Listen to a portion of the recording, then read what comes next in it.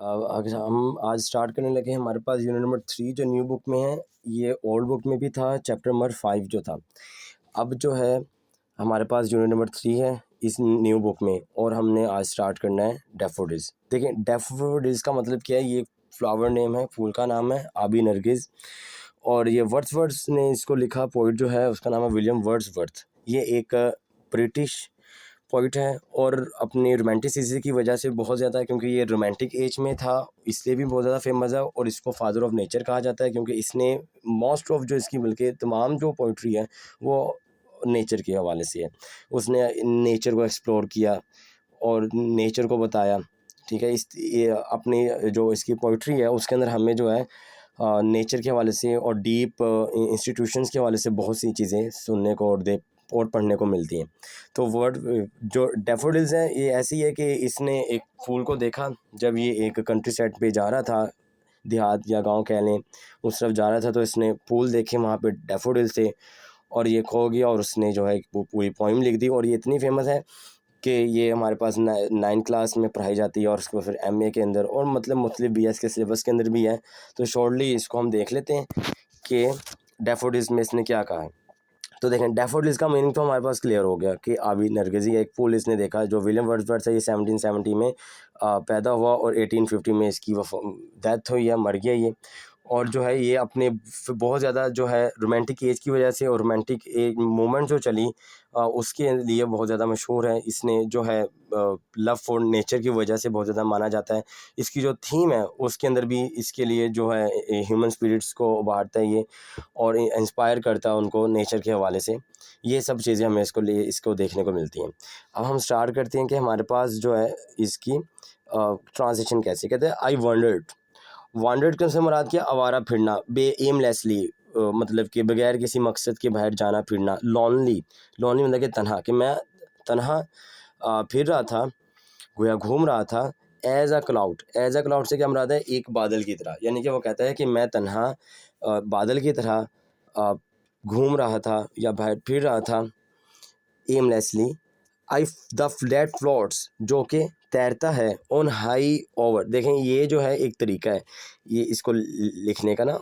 जैसे कि हम क्या करते हैं कि अक्सर ही जैसे वी था, अब वी की जगह हमने क्या लगा दिया ऊपर, एक यहाँ पे अपोस्ट्रॉफी। ये अपोस्ट्रॉफी का यूज़ है, ये इसको हम कहते हैं पंक्चुएशन मार्क्स में हम जब यूज़ करते हैं तो एक अपोस्ट्रॉफी का यूज़ ये होता है कि हम क्या करते हैं कि जो हमारे पास कोई वर्ड है उसके अंदर से एक अल्फ़ाबेट मिस कर देते हैं। जैसे कि यहाँ पे ऐसे करके लिखा हुआ है ओवर, ठीक है, यानी कि वी नहीं है उसके अंदर, बस ओ और ई और आर लिखा हुआ है। अब ये जो हमें पता है कि ये जो पर अपोस्ट्रोफी है, ये क्यों लगाया गया है? क्योंकि यहाँ पे ये ओवर को बता रहा है कि यहाँ पे ये वर्ड जो है ये ओवर है। तो डैट फ्लोट, जो कि तैरता है, ऑन हाई यानी कि ऊंची या ऊपर से, ओवर ऊपर से, वेल्स वादियों के, एंड हिल्स और पहाड़ियों के। जो देखें, इस लाइन का क्या मतलब है? जो वादियों और पहाड़ों के ऊपर हवा में तैरता फिरता है या जो तैरता है। When all at once, यानी कि अपनी बात बता रहा है कि मैं ऐसे घूम रहा था तो अचानक मैंने देखा, आई सा क्राउड, कि मैंने जो है एक हजूम देखा, यानी कि फिर अचानक मैंने एक हजूम देखा। होस्ट का मतलब होता है यानी कि बेशुमार, एक बड़ी तादाद में। होस्ट ऑफ गोल्डन डैफोडिल्स, तो मैंने बेशुमार सुनहरी नरगिस के फूलों का, यानी कि उसने कहा कि अचानक से मैंने सुनहरी जो फ्लावर्स हैं डैफोडिल्स के, उनका एक हजूम देखा या अनगिनत बेशुमार देखे। बिसाइड द लेक, बिसाइड मतलब करीब, यानी झील के वो करीब थे। बीनीथ द ट्रीज, और वो जो दरख्त है उनके नीचे थे, यानी झील के करीब दरख्तों के नीचे। लास्ट लाइन है फर्स्ट स्टैंजा की। फ्लटरिंग, जो झूम रहे थे, लहलहा रहे थे, एंड डांसिंग, और रक्स कर रहे थे, इन द ब्रीज, यानी कि हवा में। ठीक है, वैसे जो ब्रीज का मतलब क्या होता है? इसको बोलते हैं बादे नसीम, खुशबू, मतलब कि सुबह की एक ठंडी हवा जो होती है ना, उसको ब्रीज बोलते हैं, ठंडी हवा। तो इसके अंदर क्या बना कि वो कहता है कि मैं तन्हा एक बादल की तरह घूम रहा था, जो जैसा कि वो वादियों और पहाड़ों के ऊपर हवा में तैरता है। तो मैंने एक अचानक एक हजूम देखा सुनहरी नरगिस के फूलों का, झील के करीब दरख्तों के नीचे, जो ठंडी हवा के अंदर एक सुकून हवा के अंदर झूम रहे थे, रक्स कर रहे थे। ये हमारे पास था हमारा अभी फर्स्ट स्टैंजा। मतलब कि अभी उसने अपने ना एक बात कही, अपने हवाले से उसने बताया कि कब कैसे मैंने जो है एक फ्लावर्स देखे। फिर इसके बाद नेक्स्ट जो स्टैंजा है वो देख लेते हैं, कंटिन्यूस यानी कि मुसलसल। कंटिन्यूस से क्या मतलब क्या, मुसलसल। एज द स्टार्स यानी लगातार, मुसलसल जैसे कि द स्टार्स मतलब कि सितारे, डेट जो शाइन जो चमकते हैं। तो कहते हैं लगातार थे उन तारों की मानी जो चमकते रहते हैं। मतलब कि जैसे हमारे पास तारे हैं, ऐसा तो नहीं है कि रात को तारा कोई थोड़ी देर चमकेगा फिर बंद हो जाएगा फिर थोड़ी देर। मतलब कि वो कह रहे हैं कि इतने ज़्यादा थे और ऐसे हवा में लहलहा रहे थे और ऐसे झूम रहे थे मुसलसल लगातार लगातार, और तारों की मानी जो है चमक रहे थे। वो जैसे तारे चमकते हैं वैसे ये लहरहार थे और महवे रक्स थे यानी डांस वगैरह कर रहे थे। डेड ट्विंकल जो टिमटिमाते हैं ऑन द मिल्की वे, कहकशां यानी कि जो कहकशां होती हैं आसमानों के ऊपर, उस पर जो सितारे होते हैं वो टिमटिमा रहे होते हैं, हमें ज़मीन से आते हैं, दिखाई देते हैं। तो उनकी बात की जा रही है। दे स्ट्रेच वो फैले हुए थे इन नेवर एंडिंग लाइन, ख़त्म ना होने वाली कतार में, यानी कि वो एक ख़त्म ना होने वाली कतार में फैले हुए थे। अलोंग द मार्जिन, लॉन्ग का मतलब था साथ, और मार्जिन कहते हैं बिल्कुल किनारे को, और बे कहते हैं झील को, यानी कि एक झील के किनारे के साथ साथ। मतलब कि वो मुसलसल हैं जो हैं एक झील के किनारे के साथ साथ क्या कर रहे थे, वो मुसलसल थे, इतने ज़्यादा थे कि वो एक झील के किनारे के साथ साथ चल रहे थे। 10,000 सा आई, 10,000 मैंने देखे एट अ ग्लैंस। ग्लैंस कहते हैं बेटा एक झलक में, कि इतने ज़्यादा थे कि एक नज़र में, एक झलक में मैंने 10,000 फूल देखे हैं। टॉसिंग देयर हेड्स, टॉसिंग का मतलब होता है कि ऐसे झूमना, और ऊपर का जो हिस्सा है जैसे फ्लावर्स का वो आपस में लगे, जैसे कि जब ज़ाहिर सी मतलब जब झूमेंगे सारे आपस में फ्लावर्स तो लगेंगे भी। तो कहता है वो झूम रहे थे, जो टॉसिंग अपने सर मारे थे एक दूसरे को। टॉसिंग देयर हेड्स मतलब उनके सर एक दूसरे को लग रहे थे। इन द स्प्राइटली मतलब कि मस्ती भरे डांस रक्स में, मतलब कि जो वो झूम रहे थे अपने रक्स में, अपने डांस में मसरूफ़ थे, गुम थे। तो वो क्या कहता है कि वो उनका जो ना खुशी से आपस में एक दूसरे को उनका सर लग रहा था, वो हिल रहे थे। ये सेकंड स्टैंजा हो गया। The wave beside them, the wave beside them यानी कि जो लहरें, जो बिसाइड मतलब करीब, जो लहरें उनके अंदर से निकल रही थी, जिस मतलब कि जैसे वो एक पूरे डेकोरम के साथ यूँ हिल रहे थे, लहलहा रहे थे। देम डांस्ड नाची थी, बट दे लेकिन वो, यानी झील की जैसे कि होती है ना लहरें, तो भी खुशी में फूलों के साथ वो नाच रही थी। आउटडिट द स्पार्कलिंग वेव इन गिली, गिली का मतलब होता है खुशी में, ठीक है, और वेव का मतलब क्या होता है, लहरें। और इससे पहले क्या है, स्पार्कलिंग मतलब नूरानी, मतलब कि नूर से भरी। तो कहते हैं कि खुशी में इन नूरानी लहरों से बाजी ले गए थे। मतलब कि वो कहते हैं कि एक लहरें वो थी जो उठ रही थी उस झील के अंदर जिसके साथ साथ ये फ्लावर्स थे, और एक लहरें यहाँ पे हैं कि कैसे ये झूम रहे हैं, डांस कर रहे हैं, रक्स कर रहे हैं, और जो है स्प्रेडिंगली खुशी के साथ। तो कहते हैं कि वो पीछे रह गई और ये आगे निकल गई, यानी इनका मंजर जो है वो ज़्यादा खूबसूरत था, फ्लावर्स का, इनका लहलहाना, इनकी खुशबू, इनका मतलब कि हिलना जुलना। The poet could not but the gay, gay कहते हैं बेटा यहाँ पे खुशी को। कहते हैं कि खुश हुए बगैर नहीं कोई रह सकता, ख़ास तौर पे कोई शायर है। आप पोइट कुडंट नहीं हो सकता, नहीं रह सकता, बट बी के मतलब खुशी के बगैर, यानी कि इतना अच्छा है मंजर कि जो भी इसको देखेगा उसको खुशी महसूस होगी। लेकिन खास तौर पे जो पोइट्स हैं, जिनकी जो है डीप थिंकिंग होती है और जो मेडिटेशंस में खोए रहते हैं, चीज़ों में जो पॉन्डरिंग कर रहे होते हैं, गौर फिक्र कर रहे होते हैं, तो खास तौर पे कहता है पोइट जो है वो खुश हुए बगैर नहीं रह सकता। कहते हैं इन सच अ जोकेंट, जोकेंट का मतलब पुरमसरत, प्लेयरफुल। कहते हैं इतनी ऐसी पुरमसरत सोबत में, कंपनी कहते हैं सोबत को, यानी कि जो खुशी के बगैर शायद नहीं रह सकता, इतनी पुरलुफ्त या पुरमसरत जगह में, सोबत में। आई गेज्ड एंड गेज्ड, गेज का मतलब कहता है टुकटुकी, मतलब कि बांध कर देखना, देखते रहना मुसलसल, किसी चीज़ को घूरते रहना, जो चीज़ हमें अच्छी लगे। आई गेज्ड मैं उसको देखता रहा, एंड गेज्ड और देखता रहा, बट लिटल थॉट लेकिन जो, मगर सोचा मैंने, मैं इनको टुकटी बांधे देखता ही रहा मगर बिल्कुल ना सोचा। क्या? What wealth the show to me, कि क्या नज़ारा मेरे पास है, हैड ब्रॉट, जो ये नज़ारा मेरे पास कितनी बड़ी नेमत लेके आए, ठीक है, मतलब कि वेल्थ से मुराद यहाँ पे क्या, नेमत। तो ये नज़ारा मेरे लिए कितनी बड़ी नेमत लेके आया, यानी कि मुझे इसने खुश कर दिया और मैं इसके से यहाँ पे इसको जो देख रहा हूँ मैं लुत्फ़अंदोज़ हो रहा हूँ इससे, मुझे अच्छा महसूस हो रहा है। तो इस सेंस में जो है इसने इसको बताया। और नेक्स्ट देख लेते हैं।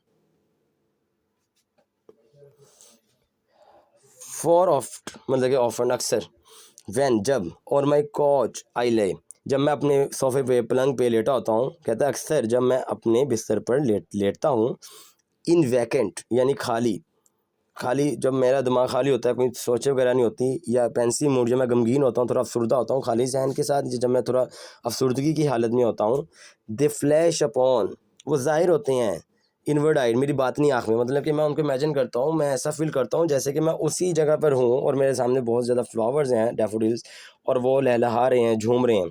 ये बात वो करता है, कहते हैं कि दे फ्लैश अपॉन डैट माई, मतलब कि that they flash upon that inward आई, कि मेरी जो बातनी आँख है वो अचानक से मैं उनके तस्वर में खो जाता हूँ।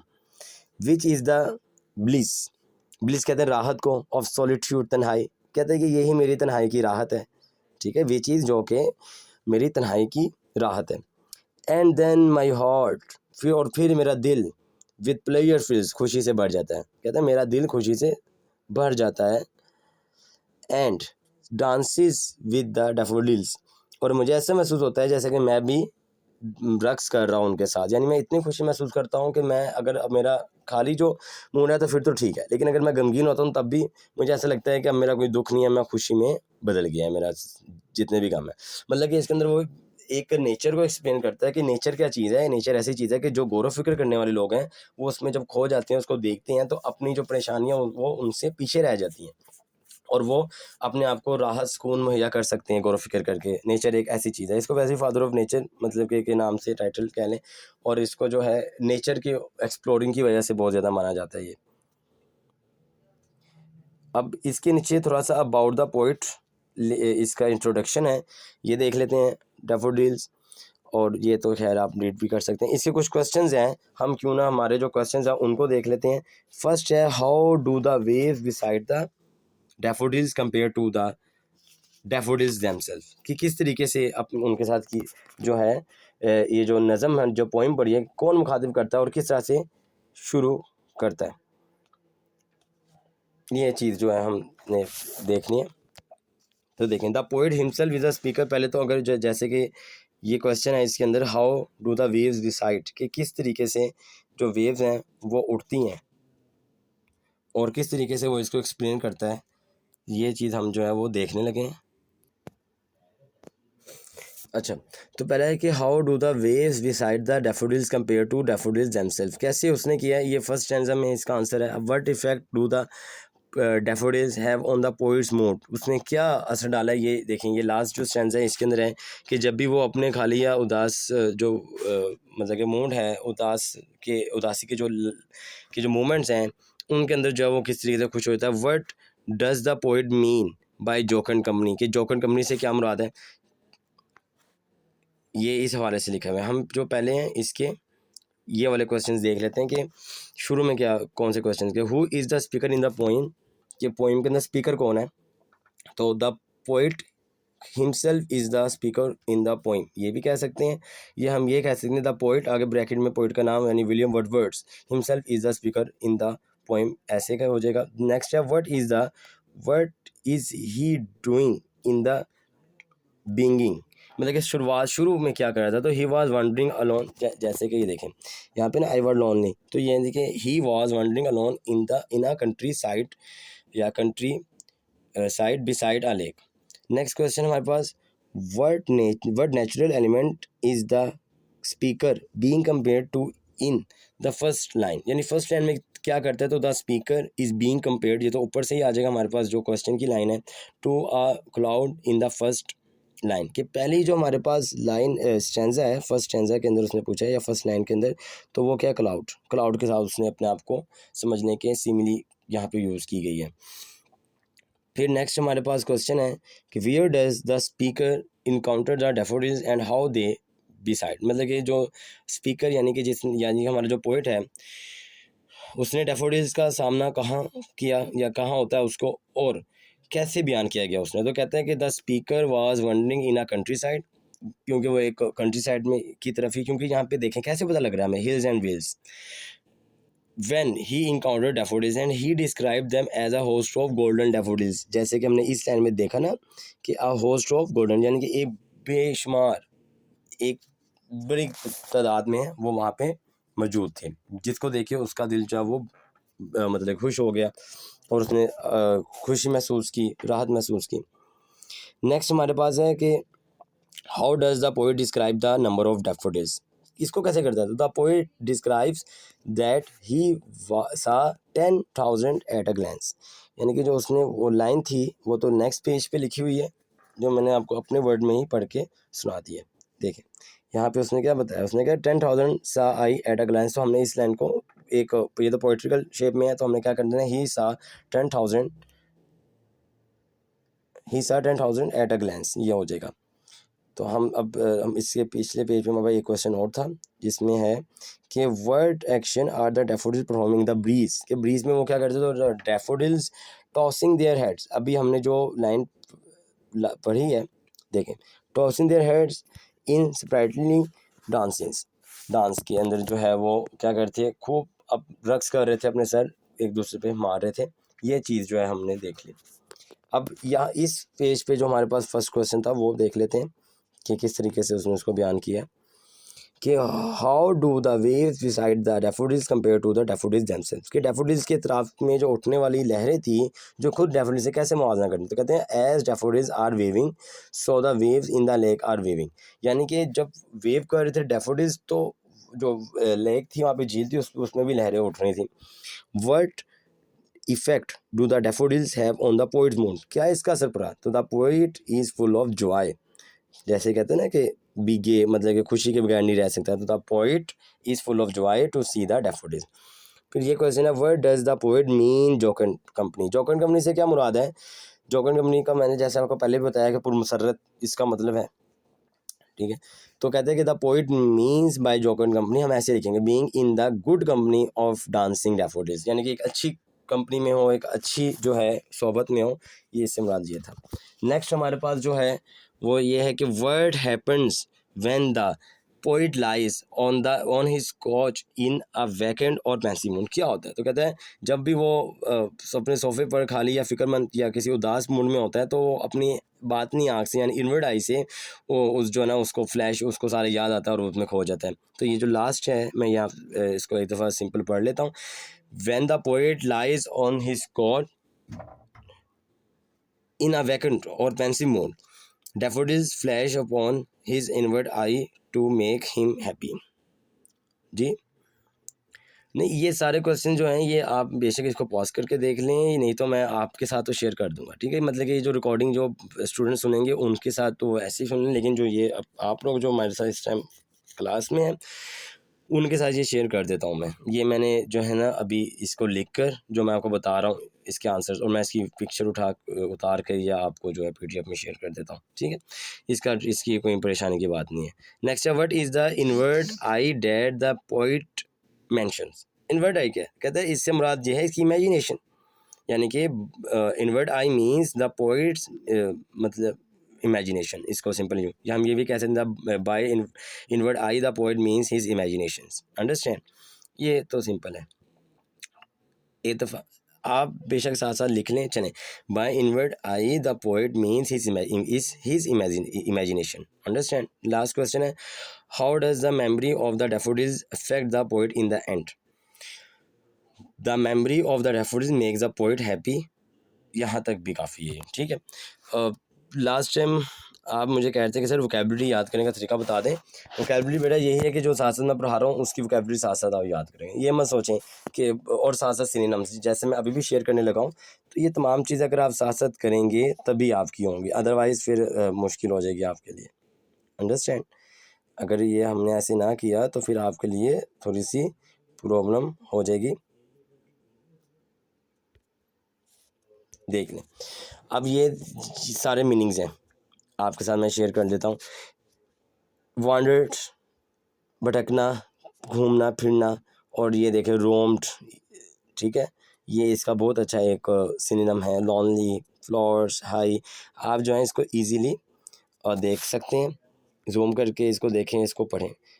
और इसके साथ होस्ट, गोल्डन, फ्लटरिंग, ये तमाम झूमना, फड़फड़ाना, ठीक है, ये तमाम जो वर्ड्स हैं ये आप इसको स्टॉप करके इसको पढ़ें और इसको जो है सुने, याद करें, ताकि आपके जो पेपर्स हैं एग्जाम्स में जो आने वाले सिनोनिम्स हैं और आपको अच्छी तरीके से वोकैबुलरी, इसका ये फ़ायदा होता है नेक्स्ट जो क्लासेस हैं उसके अंदर भी आपको फ़ायदा है ना, जब आपने नेक्स्ट पढ़ना है उसके अंदर भी आप लोगों का ही फ़ायदा है। ये इसको देखें, जैसे कॉच है, वैकेंड है, पेंसिल में, ये लास्ट हमारा स्टैंडर्ड चला है, इनवर्ड आई है, अंदरूनी जैसे कि यहाँ पे लिखा है, और ब्लिस, ठीक है।